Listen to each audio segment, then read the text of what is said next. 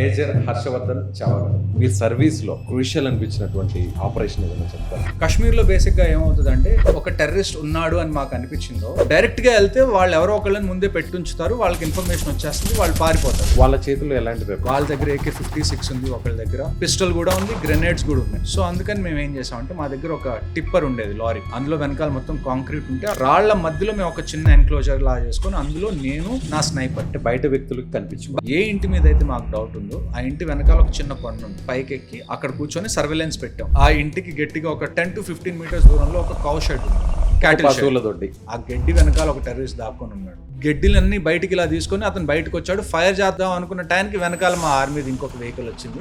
Soldiers actual గా ఒక ring log form అవుతున్నారు. ఒకవేళ ఆ గన్ షాట్ మీకు కూడా తగిలింది? ఆ రోజు ఖచ్చితంగా ఒక ఇద్దరు సోల్జర్స్ అయితే మాత్రం మేము ఆ గడ్డి మొత్తం తీసి చూస్తే అర్థమైంది ఏంటి అంటే ఆ ఇంటి కింద నుంచి ఆ గడ్డి వెనకాలకి టన్నల్ ఉంది అని అర్థం.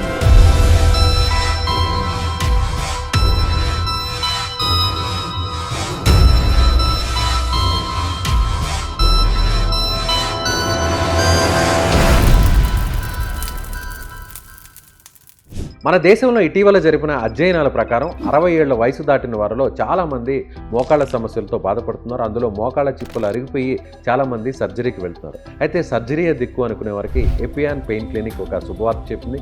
ప్లాస్మా థెరపీ ద్వారా ఈ సమస్యకు చెక్ పెడుతుంది. సో ఇమీడియట్గా ఈ సమస్యతో బాధపడేవారు ఈ కింద నెంబర్కు కాల్ చేయండి. నమస్తే, నేను విజయ్. మన ముందు ఉన్నారు ఆర్మీ ఆఫీసర్ మేజర్ హర్షవర్ధన్ చవా గారు. మీకు టెర్రరిస్ట్ ఉన్నారనే ఇన్ఫర్మేషన్ ఎలా వస్తుంది? 2 రకాలుగా వస్తుంది. మా దగ్గర ఇంటెలిజెన్స్ 2 రకాలు ఉంటుంది. ఒకటి హ్యూమన్ ఇంట్, ఒకటి టెక్నికల్ ఇంట్. హ్యూమన్ ఇంట్ అంటే ఏంటి అంటే మాకు కొంతమంది సోర్సెస్ ఉంటారు, వాళ్ళు ఎవరన్నా అబ్జర్వ్ చేశారు టెర్రరిస్టులు ఉన్నారు పలానా చోట అంటే వాళ్ళు మాకు ఇన్ఫర్మేషన్ ఇస్తారు. అలా కాదు. టెక్నికల్ ఇంట్ అంటే ఏంటంటే కొంతమంది టెర్రరిస్టుల ఫోన్ నెంబర్స్ కానీ వాళ్ళ ఫోన్స్ కానీ మేము ఆల్రెడీ ట్రేసింగ్ లో పెట్టి ఉంచుతాం స్టార్టింగ్ నుంచి. ఎప్పుడైతే వాళ్ళ నెంబర్ ట్రేస్ అయితే వాళ్ళు మొబైల్ ఆన్ చేస్తారు, వాళ్ళ నెంబర్ ట్రేస్ అవుతుందో వెంటనే మాకు టెక్నికల్ ఇంటెలిజెన్స్ కూడా వస్తుంది. సో ఈ 2 ఎప్పుడైతే కరెక్ట్ గా మాకు కొలాబరేట్ అవుతాయో, 2 కన్ఫర్మ్ అయ్యాక 2 కన్ఫర్మ్ అయితే అది ఖచ్చితంగా 100% అని మాకు అర్థం అవుతుంది. ఒకవేళ ఒకటి కన్ఫర్మ్ అయినా కానీ మేము ఛాన్స్ తీసుకోం, మేము ఖచ్చితంగా వెళ్తాం. డైరెక్ట్ గా వెళ్తే వాళ్ళు ఎవరో ఒకళ్ళని ముందే పెట్టుంచుతారు, వాళ్ళకి ఇన్ఫర్మేషన్ వచ్చేస్తుంది, వాళ్ళు పారిపోతారు మేము రీచ్ చేయడానికి. సో అందుకని మేము ఏం చేసామంటే మా దగ్గర ఒక టిప్పర్ ఉండేది లారీ, అందులో వెనకాల మొత్తం కాంక్రీట్ ఉంటే ఆ కాంక్రీట్ లో మేము స్పేస్ తయారు చేసుకొని అందులో మన షీట్స్ ఉంటాయి కదా, యాస్బెస్టాస్ షీట్స్ లాగా, రాళ్ల మధ్యలో మేము ఒక చిన్న ఎన్క్లోజర్ లా చేసుకొని అందులో నేను నా స్నైపర్ మేమిద్దరమే ఫస్ట్. బయట వ్యక్తులకు కనిపించు. బయట వ్యక్తులకి ఎలాగుంటుందంటే మొత్తం రాళ్ళ లాగా కనపడుతుంది.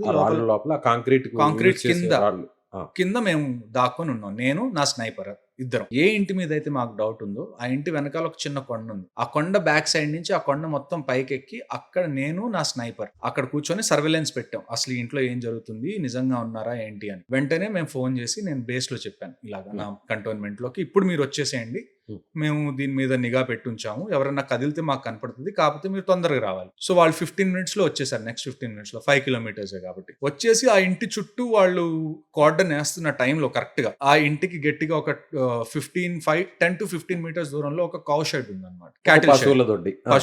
ఆ పశువుల దొడ్డిలో చాలా వరి కట్టలు ఉంటాయి కదా, ఎండుగడ్డి కట్టలు అవన్నీ పెట్టున్నాయి. కాకపోతే మాకు తెలియని విషయం ఏంటి అంటే కరెక్ట్ గా ఎప్పుడైతే మొత్తం కార్డన్ కంప్లీట్ అవ్వబోతుందో ఆ ఎండుగడ్డిలోంచి ఒక టెర్రరిస్ట్ బయటకు వచ్చేసి వెంటనే ఆ గడ్డిలన్నీ బయటికి ఇలా తీసుకొని అతను బయటకు వచ్చాడు. ఫైర్ చేద్దాం అనుకున్న టైంకి వెనకాల మా ఆర్మీ ఇంకొక వెహికల్ వచ్చింది.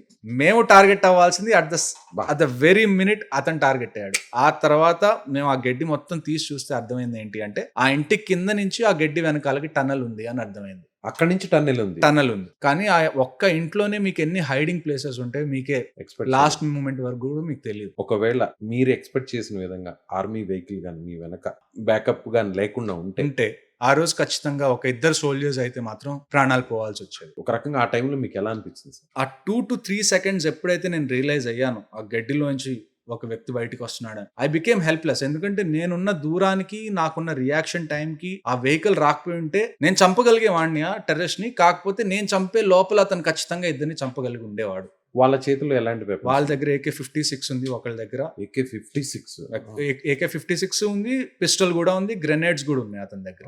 ఒక పర్సన్ దగ్గర ఎదురుగా 2 సోల్జర్స్ ఉన్నారు. సోల్జర్స్ యాక్చువల్ గా ఒక రింగ్ లాగ్ ఫామ్ అవుతున్నారు. తను ఎక్కడి నుంచి అయితే బయటకు వచ్చాడో అతనికి ఎదురుగా ఇద్దరు సోల్జర్స్ ఉన్నారు. ఎప్పుడు కూడా సోల్జర్స్ బడ్డీ పేరులో పనిచేస్తారు. ఓకే. సోల్జర్ ఎప్పుడు కూడా ఒక సోల్జర్ ఒక చోట ఉండడు, కనీసం ఇద్దరు సోల్జర్స్ కలిసి ఉంటారు. ఒకరికి బ్యాకప్ ఉంటారు, ఒకరికి ముందు ఫీల్డ్ లో వెళ్తుంటారు. వాళ్ళని మనం బడ్డీ పేరు అంటాం. సరే, ఆ ఇన్సిడెంట్ లో ఎంతమంది టెర్రరిస్టుల్ని మీరు? ఆ ఇన్సిడెంట్ లో మొత్తం 4 టెర్రరిస్టులు. ఇంట్లో 3 ఉన్నారు, గడ్డివామ వెనకాల ఇంకొక అతను, 4 మొత్తం. ఇప్పుడు ఇతన్ని వెనకున్న మీ బ్యాక్ అండ్ ఆర్మీ వెహికల్ వచ్చి అతన్ని చంపేసింది. ఆ తర్వాత ఇంట్లో ఉన్న 3 మిగతా వాళ్ళని యాజ్ ఎ టీమ్ నేను కూడా అప్పటికి కిందకు వచ్చేసాను. అబ్జర్వేషన్ పోస్ట్ దగ్గర నుంచి ఇంకా మిగతా వాళ్ళని కూడా మేము కిల్ చేసేసాం. సక్సెస్ఫుల్ గా అది సక్సెస్ఫుల్ గా అయిపోయింది.